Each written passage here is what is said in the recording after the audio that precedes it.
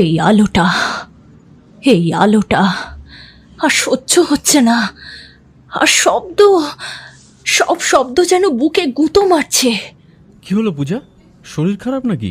আমি একটু পাশের রেস্টরুমে যাচ্ছি, প্লিজ কাউকে কিছু বলো না। এই ব্যথা, এই আলো, আবহাওয়া সব যেন অভিশাপ হয়ে দাঁড়িয়েছে। যত সব বাজে জিন। বাবার মাথা ধরা রোগ শেষমেশ আমার উপর পড়ল। তুমি বলেছিলে ছোটবেলায় পরে বুঝবি। হ্যাঁ, এখন বুঝছি। আমি কি সারা জীবন এরকম ব্যথার সাথে বাঁচবো?